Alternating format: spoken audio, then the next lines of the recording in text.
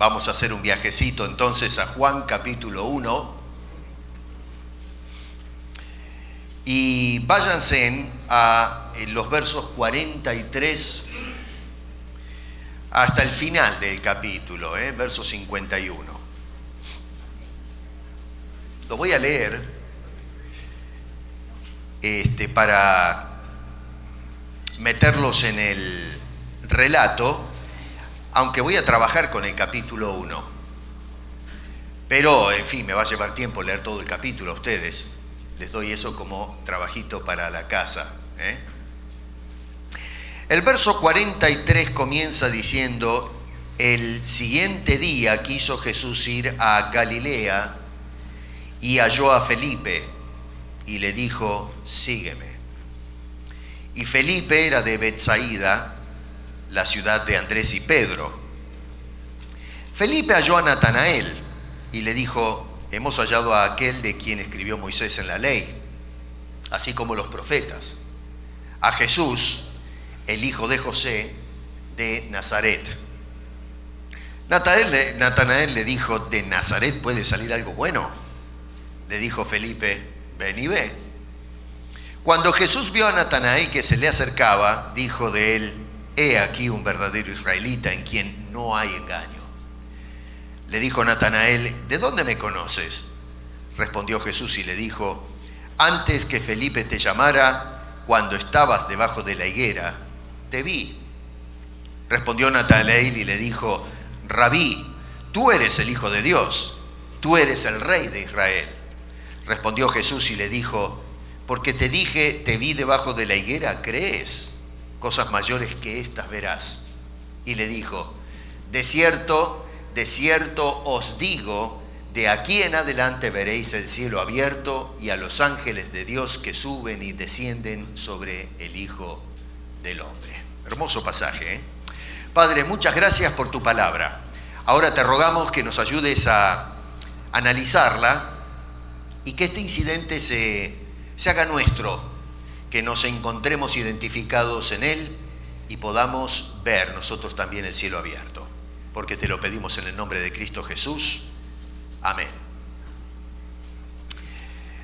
Muy bien, muy interesante. A mí me fascinó me fascina, no solo el pasado, pero me fascina este incidente, que es un poquito trivial, ahí son conversaciones, pero hay mucho para sacar de acá.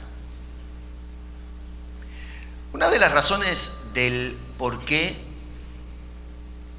seguimos en este mundo, la Iglesia de Jesucristo, es precisamente para hacer lo que estaba haciendo esta gente. Es decir, a invitar a las personas a venir y ver a Cristo. Y no solamente para ver a Cristo, sino también, y lo que es más importante, para poder experimentar a Cristo Jesús en una forma real y recibir lo que Jesucristo ofrece a aquellos que se acercan a Él y le siguen. Francamente, podríamos decir que ese es todo el tema del capítulo 1.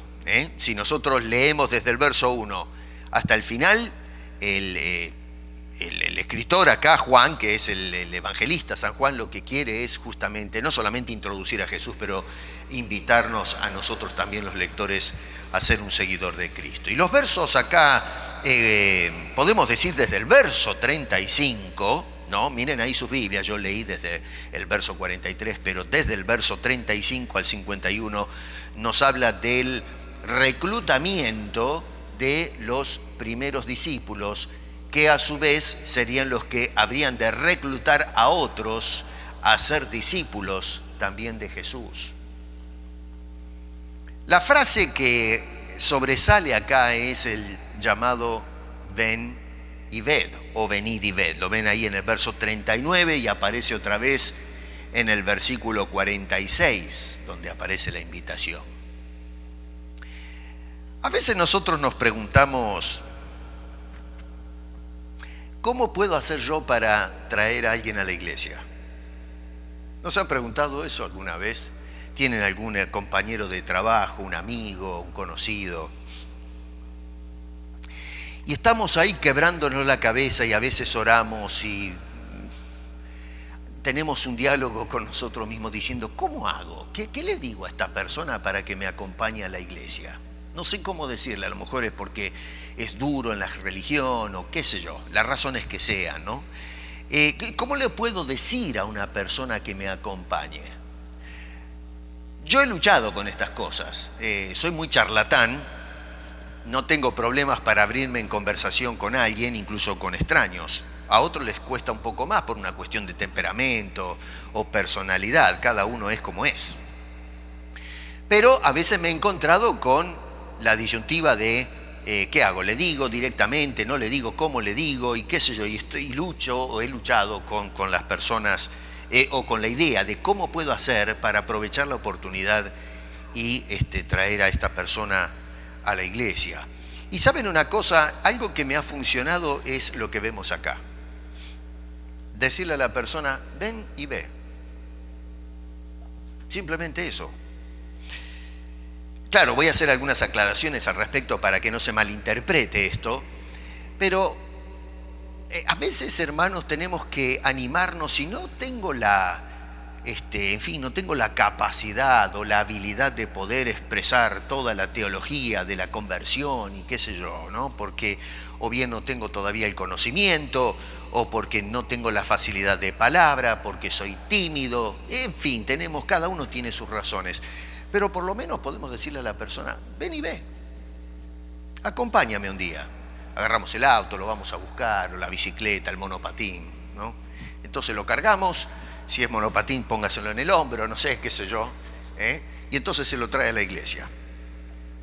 Y claro, hemos de confiar que el Espíritu Santo entonces ha de hacer la otra parte de convicción que ya no me toca a mí. Esto no quiere decir que no debemos hablar del Evangelio, porque a fin de cuentas para eso estamos en la tierra, para hablar de Jesús. Pero tenemos que animarnos un poco más, de poder decirle a las personas, ven y ve. A veces cuando hay alguien que nos visita por primera vez, yo le digo a las personas, mire, ¿sabe una cosa? ¿Por qué no viene y se sienta a escuchar? Sin compromiso. Venga a la iglesia, venga varias semanas, entre, siéntese, nadie lo va a molestar y simplemente contemple la situación y escuche qué es lo que se predica, qué es lo que se enseña. Y bueno, el Señor hará el resto. Y entonces le damos a las Escrituras, ¿no es cierto?, la oportunidad de poder, y al Espíritu Santo, por supuesto, de trabajar en el corazón de la persona. ¿Por qué digo esto? Porque a veces, francamente, hacemos que la gente, en lugar de venir a Cristo y dejar que la palabra de Dios trabaje en ellos, queremos convencerlos de una denominación o de un grupo religioso. Y Jesús no nos mandó a hacer ese trabajo. Nos mandó a dirigir la atención a Cristo, que la gente vea a Cristo, que la gente sean seguidores del Señor Jesucristo. Noten ustedes que el Señor mismo se encarga, una vez que traemos a las personas, de hablarle al corazón y decirle, como dice ahí, por ejemplo, en el versículo 43, a Felipe, sígueme. A Felipe lo trajeron, pero entonces fue Jesús, no el que lo trajo. Sigue a Jesús. Jesús le dijo a Felipe, sígueme. Así que Dios todavía nos sigue hablando al corazón.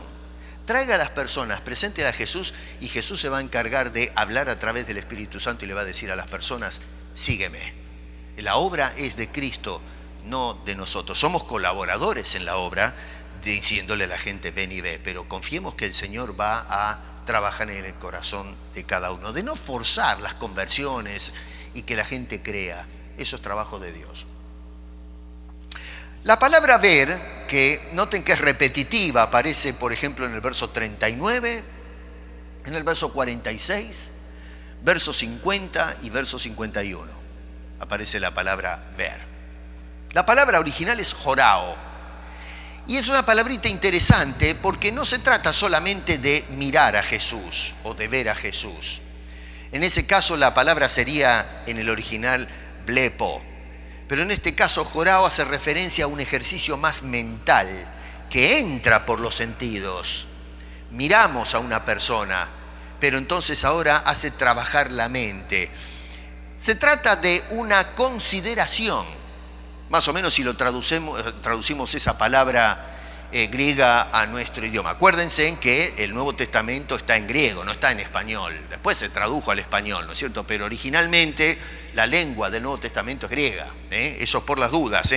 Entonces, cuando miramos esa palabra, buscamos algo que se correlacione con eso. Y nosotros ponemos acá el ver. Pero otra vez, es un ejercicio que tiene que ver más con la mente, un percibir a Jesucristo, de un experimentar a Cristo. Por eso es que cuando la gente lo sigue, no es simplemente de mirar su apariencia, sino qué clase de hombre es Jesús, qué clase de mensaje tiene Jesús, qué clase de obras hace Jesús, y agarrar información y hacernos una opinión, un criterio acerca del Señor. Es como cuando alguien nos ve a nosotros, nos puede mirar la pinta, pero otra cosa es cuando nos sentamos a ver qué clase de persona es, y entonces ya no miramos lo que tiene puesto, sino cómo se conduce.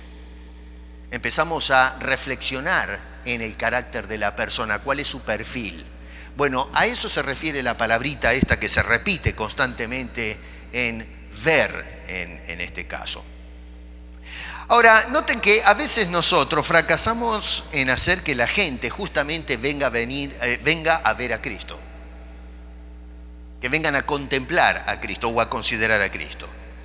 ¿Y por qué? Bueno, porque no estamos dirigiéndolos correctamente hacia el Señor Jesucristo. A ver, a veces nosotros le decimos a la gente, vení a la iglesia. ¿O no? Que está bien, no digo que está mal. Pero nuestro enfoque entonces es traerlo a la iglesia y se terminó el partido. Quiero que conozcas a mis hermanos. Quiero que conozcas al pastor. Los dirigimos entonces a una congregación, los dirigimos a una denominación evangélica. Mira, mejor que vayas a la iglesia bautista o mejor que vayas a la iglesia pentecostal. Yo quiero llevarte a mi iglesia que somos pentecostales. O a mi iglesia que somos anglicanos, qué sé yo, una cosa por el estilo. Y entonces nuestro foco es de meterlos, aunque con buenas intenciones, porque usualmente cuando invitamos a alguien a ir a la iglesia, nuestra intención es porque tenemos preocupación por la persona. Lo dirigimos a un club, vente a la sociedad no sé de qué cosa en la iglesia, y entonces, en definitiva, lo que estamos haciendo, y repito, no con malas intenciones, pero nuestro enfoque entonces es dirigir a las personas a una actividad, en lugar de dirigirlos a la persona de Cristo, donde debe estar centrada toda actividad de la iglesia. Y esto es tan importante y tan vital, pero qué fácil que hemos perdido nosotros ese foco, ese enfoque, ese encuadre en cuanto a la persona del Señor Jesucristo. En el capítulo 1 vemos tres cosas importantes, vamos a mirar esto, en torno a esta tarea de encaminar gente a Jesucristo. Y en primer lugar, lo que vemos es la importancia vital de dirigir la atención a la persona de Cristo Jesús. A ver, Juan, que es el escritor de este evangelio, él escribió todo el evangelio. ¿Con qué propósito? Bueno, a ver, no lo escribió para hacerse propaganda. No es para vender libros. Oye, las personas que publicitan sus libros es para que la gente los conozca la tesis del libro, que la gente a lo mejor, en fin, se convierta en un bestseller y eso produce un dividendo económico para el escritor o el autor. Y bueno, llamar la atención quizás hacia su manera de pensar o la persona misma, y algunos que lo hacen en forma egoísta y otros porque realmente quieren compartir sus ideas con otros. Hay literatura filosófica, académica, cosas triviales, asuntos de deporte, qué sé yo, la cosa hoy en día es variada. Cuando nosotros leemos a Juan, nos damos cuenta que no tuvo ningún interés de hacerse la autopropaganda. Y lo sabemos porque él mismo nos dice al final del Evangelio, en el capítulo 20, por ejemplo, verso 31, que Jesús hizo un montón de cosas que sería imposible registrarlos. Habría enciclopedias francamente citando cada detalle de lo que ha hecho Jesucristo. Y Juan tomó nota de eso. Y este hombre nos dice, por ejemplo, que escribió todo esto para que creáis, en el verso 31, dice, para que creáis que Jesús es el Cristo, el Hijo de Dios, y para que creyendo tengáis vida en su nombre. Así que el propósito central del por qué Juan decidió escribir el Evangelio es para llamarnos a seguir a este Jesús. Tenemos a Juan el Bautista en el capítulo 1. Juan el Bautista no es el autor del Evangelio, es otro Juan. Y fíjense ustedes en el capítulo 1, verso 7, que nos dice que Juan vino para que diese testimonio de la luz. No vino a dar testimonio de sí mismo. Yo soy Juan el Bautista, soy el predicador que mandó Dios, síganme. No, dice que vino a dar testimonio de otro. En el versículo 15 dice, Juan dio testimonio de él. Versículo 19, este es el testimonio de Juan. ¿Y cuál es el testimonio de Juan? Bueno, leemos y llegamos a los versos 26 y 27, donde está el testimonio. Y dice, Juan les respondió diciendo, yo bautizo con agua, mas en medio de vosotros está uno a quien vosotros no conocéis. Y ese no es Juan. Porque dice, este es el que viene después de mí, el que es antes de mí, del cual yo no soy digno de desatar la correa del calzado. Así que se dan cuenta que Juan no hablaba de sí mismo, hablaba de este. Nos vamos más adelante, a ver, verso 29 dice, el siguiente día vio Juan a Jesús que venía a él y dijo, y miren cómo dirige la atención a él, dice, he aquí el Cordero de Dios que quita el pecado del mundo. Versos 35 y 36. El siguiente día otra vez estaba Juan y sus dos discípulos. Y mirando a Jesús que andaba por allí, dijo, he aquí el Cordero de Dios. ¿Por qué les hago este seguimiento? Para que se den cuenta que toda la atención, ¿no es cierto? Que acá los escritores y los que predicaban, la atención estaba puesta en dirigir la atención a Jesucristo. Tanto de Juan el Evangelista al escribir el Evangelio, como Juan el Bautista al llamar a las personas a mirar a ese Cordero. Después tenemos versos 41 y 42 a Andrés, el hermano de Pedro. Y dice en el verso 41, por ejemplo, este halló primero a su hermano Simón, y le dijo, hemos hallado al Mesías. ¿Y qué hizo? Dice, y le trajo a Jesús. Y tenemos después a Felipe. Felipe en el verso 46, ante la duda de Natanael, ¿no? Porque le había dicho que habían encontrado al Señor de Nazaret, y Natanael, bueno, dice, escúchame, de Natanael, de algo que valga la pena. Y entonces le dice, ven y ve. Lo dirige, lo lleva para que vaya y observe, corrobore, se dé cuenta la clase de persona que es Jesús. Todas estas personas no son un accidente acá, en el capítulo 1. Hay una intención deliberada de mostrarnos a los lectores cómo todos ellos estaban enfocados exclusivamente en la persona del Señor Jesucristo, y cuando hablan con otras personas, lo que hacían era dirigirlos a ellos, a Jesucristo. A ver, yo pienso, esto tendríamos que pararnos a pensar un poquito, porque, digo yo, a ver, ¿la iglesia está haciendo ese trabajo en la actualidad? A veces podemos decirle, con buenas intenciones, decirle a una persona, mira, ¿sabes qué? Yo quiero que vengas a mi iglesia porque me gusta mi pastor. Y yo quiero que te guste a ti también, que vengas a escuchar al pastor. Macanudo, gracias por la propaganda. Pero no está haciendo el trabajo que hacían estos hombres. Ellos tienen que venir a ver a Cristo. Quiero que vengas a mi iglesia porque tenemos una sociedad de damas y caballeros que es un fenómeno. La vas a pasar bárbaro. Ahí tomamos café, comemos las hermanas hacen unos chocolates bárbaros, y vamos a tocar la guitarra y a cantar, y vamos a pasar fenómeno. Pero ¿y dónde está Cristo en todo eso? ¿Cómo sumamos la ecuación, ¿no? ¿Cómo la hacemos? Terminamos a veces los servicios y hacemos comidas acá, ¿no? Venite a la iglesia porque las hermanas hacen unas pupusas, querido, que son 1,5 kilos. Pero invitamos a la gente al restaurante. Y otra vez, insisto, la intención detrás de ello es buena, pero no estamos enfocándonos como corresponde. El propósito de nuestra presencia en este mundo, el propósito de estas personas, Juan y las personas que menciona, el propósito que tenían era de encaminar a otros a que conozcan y tengan un encuentro personal con Cristo Jesús, una experiencia con Cristo Jesús.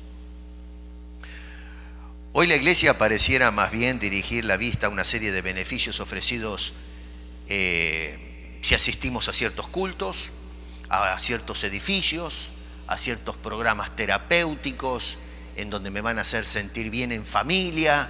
Nos vamos a ir, vamos a entrar y vamos a salir contentos, gozosos, levantando las manos en el aire y cosas por el estilo. Pero no se dirige la atención a la persona de Cristo Jesús. El otro día estaba indicando que se usa el nombre de Jesús, pero eso no quiere decir que por mencionar a Cristo los estamos canalizando hacia una experiencia personal con el Señor. Y noten que cuando hablo de dirigir la atención a Jesucristo, es mover la mente a reflexionar y a considerar y experimentar realmente a Cristo en sus vidas. Ese es el enfoque de los evangelios. Ese debe ser el enfoque de la iglesia del Señor Jesucristo. Otra vez, a veces nosotros queremos convencer a la gente de una manera de hacer religión en lugar de conocer a Cristo Jesús.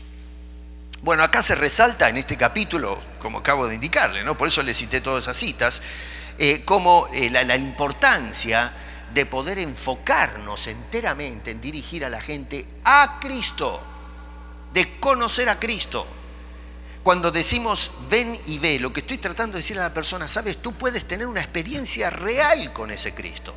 No un asunto de Biblia, de que bueno, la Biblia dice y menciona a un Cristo y pensamos en un Cristo histórico, que ya está, ya estuvo, pero hoy, bueno, lo recordamos como uno de esos que pasó por la historia. No, Cristo vive y podemos tener una experiencia real con Él. La segunda cosa es la importancia, atenti con esto, de considerar la razón que nos mueve hacia Cristo. La importancia de interesarnos por la persona del Señor Jesucristo. Nosotros a veces pasamos, miren, acá el detalle es muy interesante, ¿no? Porque hay un movimiento del que dirige a Cristo al Cristo a quien somos dirigidos. Primero tenemos la persona que dice ven y ve, y ahora la atención se mueve a la persona de Jesucristo a quien venimos. Y mira qué interesante, en los versos 35 al 38 nos dice que Juan el Bautista estaba predicando, estaba por ahí, y lo vio a Jesús. Jesús pasaba. Y entonces le dice a dos de sus discípulos, ahí va el Cordero de Dios. Y allá fueron estos dos individuos, detrás de Jesús. Dejaron a Juan. Y Juan no tuvo ningún problema, No se puso ahí, muchachos, pero ¿cómo abandonaron la congregación? ¿Cómo es esto? Pero ustedes tienen que ser fieles a mí. Yo estuve todo este tiempo con ustedes. ¿Cómo es que me largan la congregación acá? Vamos a orar, vamos. ¿Y la ofrenda? No se vayan. No, él agarró, apuntó, ahí va el Cordero de Dios, y estos dos arrancaron inmediatamente detrás del Señor. Y Juan menguaba, fue desapareciendo de la escena. Y él lo hizo voluntariamente. Él se pasaba el tiempo diciendo, allá está, a ese tienen que seguir. Acá, bueno, se menciona, fíjense en ustedes, a Andrés, y el otro no se menciona.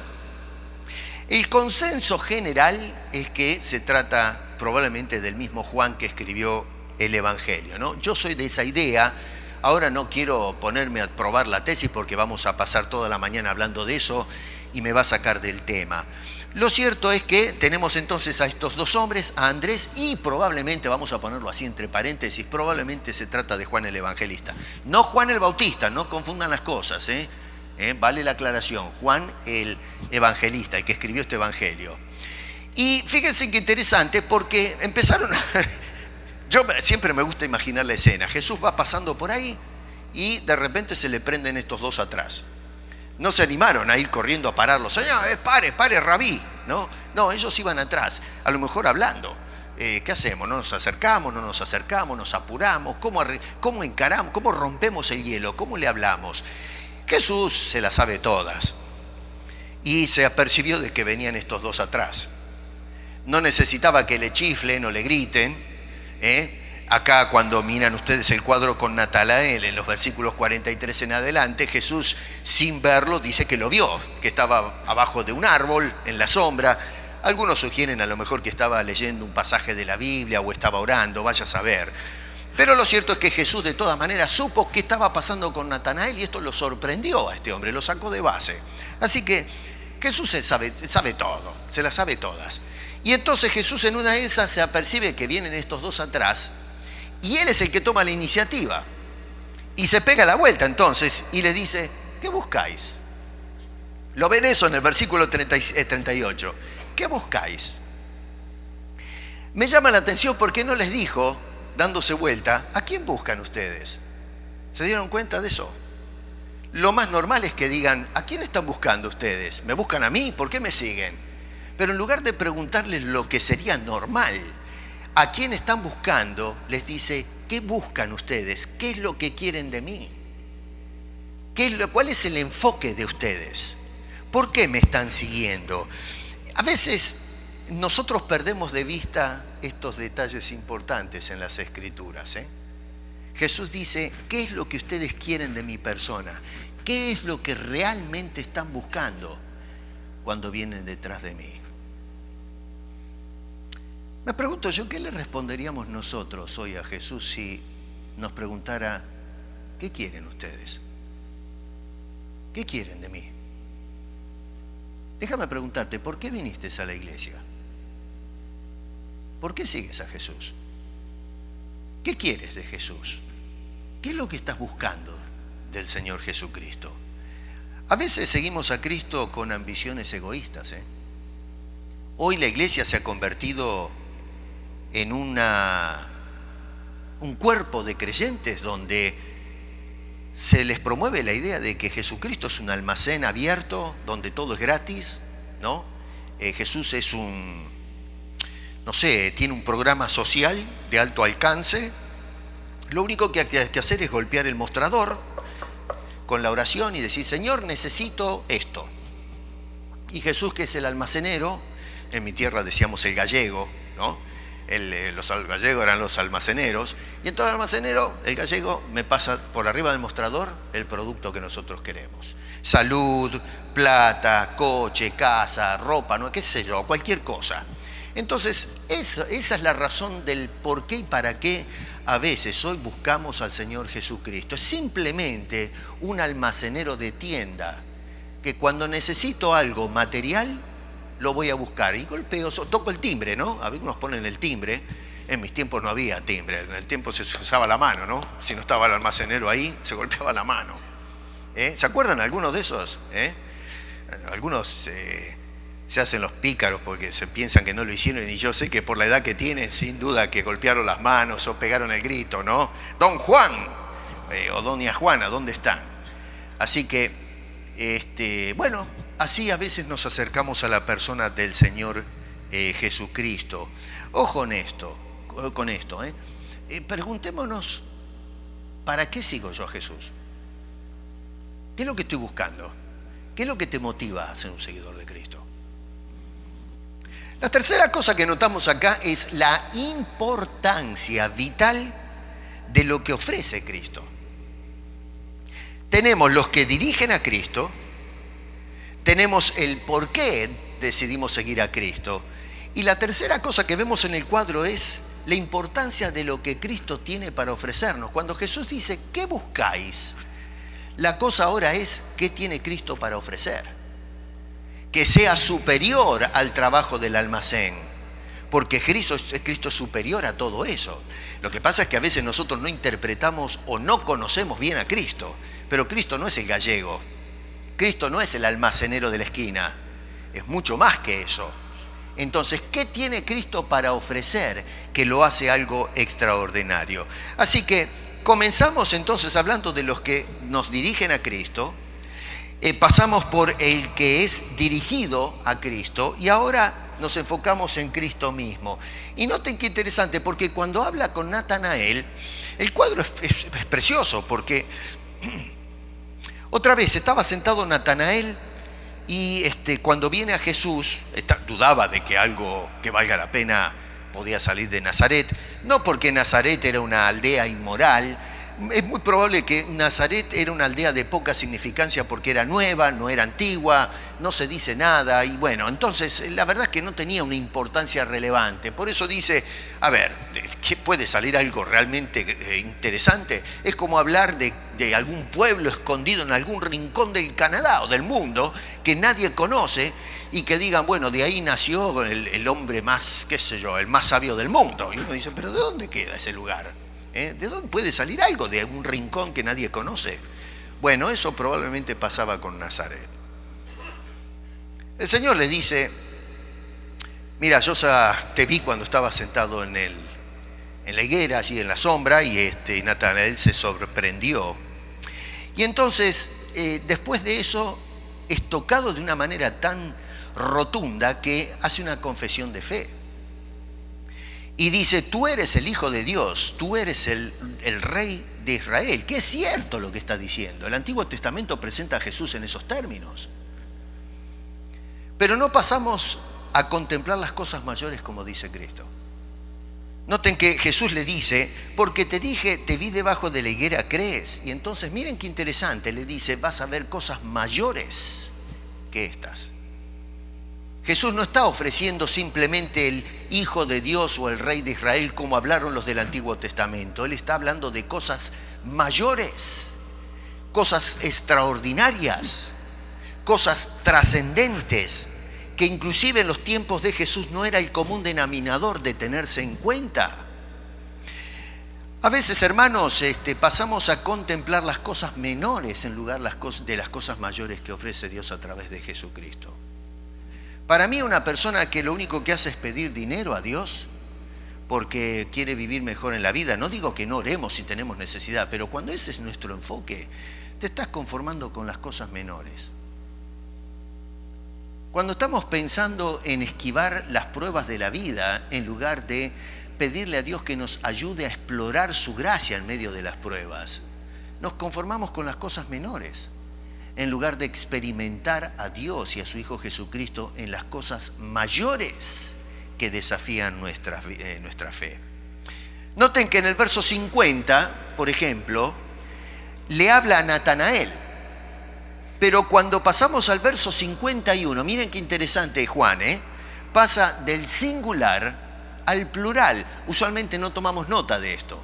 O sea que le está hablando a Natanael, pero ahora en el verso 51 le va a hablar a todos. Y por extensión Juan, que escribe todo esto, lo está escribiendo para que creamos, acuérdense, en el Señor. Así que nos está llamando a nosotros ahora a contemplar, no solamente Natanael, sino nosotros, el cuadro que está presentando Jesús en el verso 51, que es el clímax de todo este relato que menciona Juan en estos incidentes. Y noten qué interesante, porque nos relata estos hechos entonces para llamarnos a ver una cosa fundamental, y es la invitación que nos hace Jesucristo. Y la pregunta es, ¿cuál es esa invitación suprema? ¿Qué es eso mayor que ofrece Jesús? Bueno, dice, verso 51, de aquí en adelante veréis el cielo abierto. ¡Bum!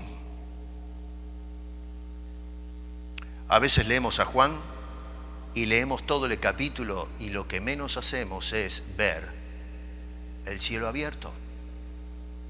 A veces cuando seguimos a Jesús vemos un almacenero detrás del mostrador, pero no vemos el cielo abierto. A veces venimos a la iglesia todos los domingos para cantar a Jesucristo y no vemos el cielo abierto. Y a veces caminamos por la vida cristiana a cielo cerrado, en lugar de entender que hemos sido salvados para contemplar ese cielo abierto. Cuando Jesús dijo, verás cosas mayores, más grandes, incluso que el hecho de una confesión así de que habían hablado los Antiguos Testamentos y que es real, es cierto la confesión. Él es el Hijo de Dios, realmente es el Rey de Israel. Pero el asunto va mucho más lejos. Dice, Él es la puerta que abre el cielo. Un cielo que está abierto. Y esto quiere decir que entonces Jesús le está diciendo a estas personas que se le está ofreciendo al hombre la oportunidad de entrar a ese lugar que está abierto. Cuando alguien nos abre una puerta es para que entremos. Es una invitación gratuita a poder ingresar a cualquier lugar donde se nos abrió la puerta. El cielo estaba cerrado por causa del pecado. Y ahora encontramos a Juan hablándonos de este incidente tan importante que comienza el Evangelio, diciendo, Dios abrió ese cielo para que nosotros ahora tengamos la oportunidad no de estar del lado de afuera, sino poder entrar en ese lugar bendito, en ese lugar precioso. Se le ofrece al hombre la oportunidad de ser un ciudadano del cielo, no simplemente verlo de lejos, que el cielo se abrió y decir, bueno, me gustaría poder estar ahí adentro. No, el cielo se abrió para que tengamos la oportunidad ahora de ser una persona que está dentro, un ciudadano, un personaje que está disfrutando la bendición de estar en ese cielo. Y también se le ofrece al hombre algo más que una confesión doctrinal. Se le ofrece una experiencia real y absoluta de ese cielo. Nosotros, otra vez, digo yo hoy día, ¿qué es lo que buscamos de Jesucristo? ¿Buscamos un cielo abierto? ¿Buscamos la oportunidad de ser un ciudadano de ese lugar? ¿Buscamos la oportunidad de tener una experiencia real del cielo en nuestras vidas? La escena evoca lo que pasó con Jacob allá en el Antiguo Testamento, ¿saben? Jacob tuvo un lío con su hermano. El hermano le quiso volar la cabeza a Jacob porque le hizo una jugada, ¿no? Y ahí andaba Jacob queriendo volver a casa. Por ahí se echó a dormir en la intemperie. Triste, ¿no? Por haberse portado mal, miren, no tenía dónde caer a dormir, tuvo que dormir en el campo. Y Jacob se durmió, nos dice el libro de Génesis, bien digo, y entonces tuvo una visión, un sueño, y vio una escalera, ¿no es cierto?, que descendía del cielo, dice el texto, y ángeles que ascendían y bajaban. Pero lo interesante es que cuando comparamos la historia de la escalera de Jacob, el cielo no estaba abierto. No se habla del cielo abierto, simplemente se habla de una escalera que bajaba del cielo, pero no se da ningún detalle del cielo abierto. Y una de las razones del por qué pienso que no estaba abierto es porque todavía el hombre no podía entrar a ese cielo, se tenía que arreglar con el problema del pecado. Así que lo que se muestra es que los ángeles sí están ministrando, están subiendo al cielo y están siendo enviados a la tierra. Así que Jacob, en un sentido, está bajo el cuidado providencial de Dios por la promesa que le había hecho a su padre, y entonces, a su abuelo, mejor dicho. Y entonces encontramos que Dios se está encargando de cumplir lo que él había prometido. Pero hasta ahí llega la escena. Pero en este caso, aunque se evoca aquel incidente, notamos que ahora el cuadro cambia. El cielo, en lugar de estar cerrado, está completamente abierto. Y desaparece la escalera. Ahora la escalera es la misma persona del Señor Jesucristo, que está en la tierra. Y los ángeles siguen ministrando.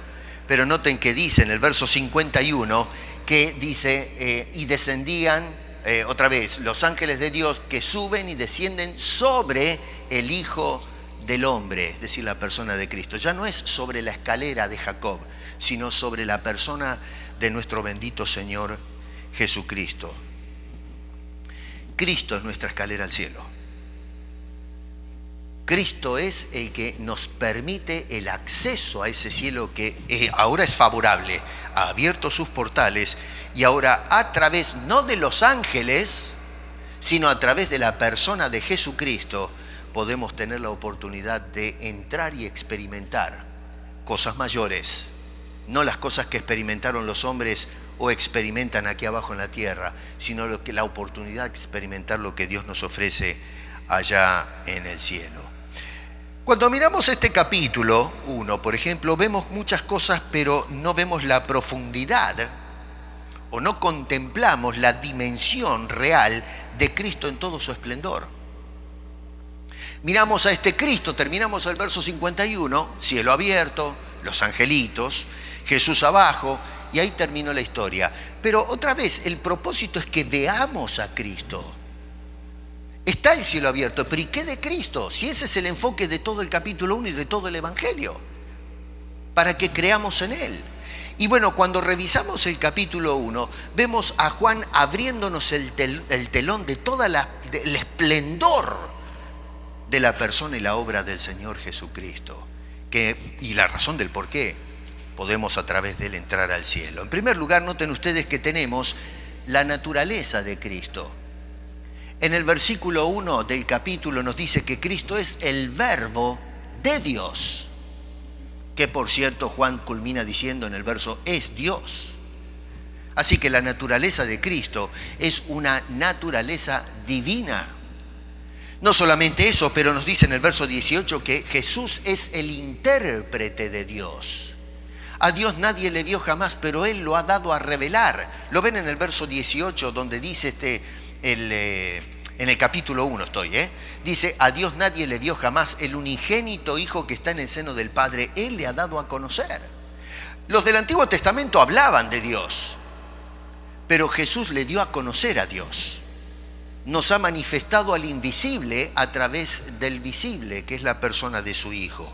Verso 48, no solamente es el verbo de Dios y el intérprete o el revelador de Dios, sino que ahora nos dice que Él que lo ve absolutamente todo. Otra vez está Natanael tranquilo y cuando se encuentra con Jesús dice, yo te vi. ¿Cómo que me viste? Sí, yo te vi. Dios nos ve. A lo mejor no lo vemos a Él, pero Él nos ve a nosotros. Y no nos ve abajo de un árbol, sino que nos ve todo a cada instante en nuestras vidas. No hay nada que podamos mantener oculto del Señor. Se dan cuenta que Juan, deliberadamente dirigido por el Espíritu Santo, pone su enfoque en este Cristo. Y lo que quiere que veamos es su naturaleza. ¿Qué clase de hombre es este? ¿Qué es lo que queremos de Jesús? Bueno, su naturaleza divina. No solamente la naturaleza de Cristo, pero se enfoca en la soberanía y autoridad de ese Cristo. Noten la confesión que hace este hombre en el verso 49. Dice que es rabí, es un maestro. Jesús es nuestro maestro. Jesús es el Hijo de Dios. Otra vez vindica su naturaleza divina. Y número 3, es el Rey de Israel. Así que notamos que Jesús, este Cristo, tiene total autoridad en esta tierra. No es que, y la tiene en el cielo, Él vino del cielo y tiene toda autoridad allá arriba. Noten que los ángeles ministran y van a través de Él. Pero tiene toda autoridad aquí en la tierra también.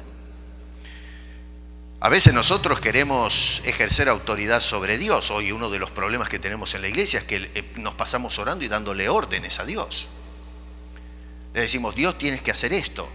Este tema ya lo he dicho en otras ocasiones, el tema de la modalidad que hace 20 años no existía, de declarar y decretar y darle órdenes a Dios para que haga mi voluntad, es una cosa vergonzosa en la iglesia contemporánea.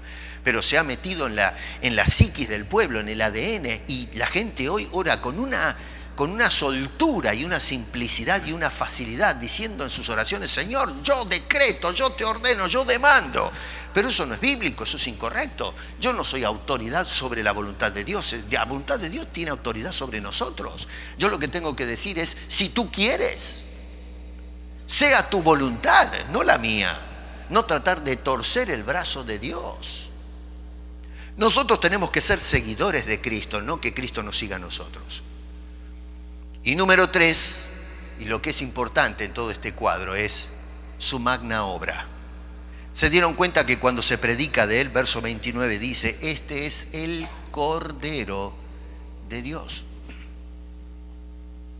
Y esto va a contrapunto con los corderos que presentaban los hombres para ser aprobados por Dios. La ley decía que los hombres tenían que traer un cordero sin mancha y tenía que ser ofrecido en holocausto en el altar para poder purgar los pecados y de esa manera tener la actitud ceremonial o ritual para estar en buenas condiciones con Dios. Pero en este caso, los sacrificios de los hombres no pueden hacer nada para abrir el cielo.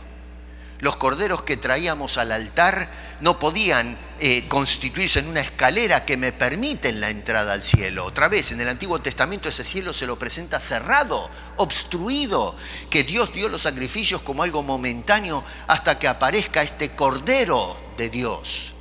En la historia de Abraham, que voy a hablar en otro momento, encontramos cómo Abraham sacrificó, eso lo vamos a ver en la escuela dominical la próxima semana, sacrificó a su hijo y decimos, pero qué barbaridad, ¿cómo es que Dios pidió semejante cosa? Pero es que su hijo merecía morir en ese altar. Abraham también merecía morir, debía caer el cuchillo del sacrificio sobre ellos y sobre todos nosotros por causa del pecado. No nos debe escandalizar que Dios pida el sacrificio de una persona porque debemos pagar con la muerte nuestro pecado. La paga del pecado es muerte, no vida. Y lo hermoso de la historia es que Dios proveyó un cordero enganchado allí en la zarza para reemplazar al que debía morir. Ese es el cordero que habla Juan el Bautista. Esa es la obra que hizo Jesús a nosotros. Nos abrió ese cielo a través de su sacrificio. Él es el Cordero de Dios. Dice que quita el pecado, no que los cubre o los pasa de largo, sino que los remueve ante los ojos de Dios. Y es por eso que ahora me siento con esa confianza y seguridad de ascender a través de Cristo, que lo presenta como esa escalera ahora a la presencia de Dios y un cielo abierto. ¿Qué buscas al venir a Cristo? ¿Qué estás buscando? ¿Qué quieres de tu Cristo? Y los que compartimos a Cristo, cuando hablamos a la gente y le decimos ven y ve, ¿qué esperamos nosotros de esa gente? ¿Qué esperamos cuando queremos traer a alguien a la iglesia? ¿Qué es lo que buscas? ¿Buscamos números? ¿Buscamos sillas llenas, repletas de personas que vienen a mi iglesia? ¿O estamos buscando a personas que tengan una experiencia personal y que puedan entonces elevar su visión a cosas mayores? No simplemente las cosas del ahora o del presente, sino que puedan contemplar el cielo abierto y todos los que vengan entonces creyendo puedan obtener la salvación y la verdadera vida eterna que tiene Dios para ofrecernos a todos nosotros. Así que nosotros hacemos la tarea de traer a las personas a Cristo y Cristo es el que se encarga, según el verso 43, de decir, tú sígueme. Entonces mi pregunta es, ¿qué tal hermano o hermana si en este año nos proponemos hacer eso? De decirle a la gente, ven y ve, pero no que vengan a ver una congregación o a una persona o a ciertos hermanos, que está bien, les voy a presentar a mis hermanos y amigos, pero la atención tiene que estar puesta en traer a las personas a la presencia de Cristo Jesús, que ellos tengan una experiencia real, no con una estampa pegada en la pared, sino con un Cristo real y vivo, que es el acceso a la presencia de Dios el Padre, que ha abierto los cielos para invitarnos a que entremos allí, a ese lugar, y tengamos una experiencia y comunión eterna con Él. ¿Qué les parece si hacemos esto? Invitemos a las personas a venir a Cristo, pero cuidado cómo lo hacemos. ¿Qué buscáis? Dijo el Señor. Y dejemos que el Señor entonces nos llame y diga, tú sígueme. Hagamos eso entonces. Señor, muchas gracias por este incidente que a veces lo leemos y simplemente vemos a los discípulos invitando a otros y seguir a Jesús y ahí se terminó el asunto. Pero Jesús nos muestra un cuadro más amplio. Nos quieres mostrar cosas mayores. Ayúdanos a no conformarnos con las cosas menores. Ayúdanos a ver el cielo abierto. El cielo no se va a abrir, sino que ya está abierto. La invitación sigue presente. Estás invitando a los hombres a entrar a ese lugar y tener una experiencia real del cielo a través de Cristo. Pero todo comienza con una experiencia con Cristo. Así que, Señor, gracias a nosotros que te conocemos por habernos llamado. Y ayúdanos ahora que podamos llamar a otros para que vengan a conocerte a ti. No a nosotros, nos conocerán a nosotros por la experiencia de haberte conocido a ti debido a que somos la familia de la fe. Pero el enfoque, el gol, debes y eres tú, Señor, exclusivamente. Así que en estos días venideros, ayúdanos, por favor, dirígenos para que podamos agarrar personas y traerlos a tu santa y bendita presencia, de tal forma que estas personas puedan otra vez escuchar tu voz, invitándolos a seguirte y entrar a ese cielo abierto. Porque te lo pedimos, te lo rogamos, Señor, en el nombre de Cristo Jesús. Amén.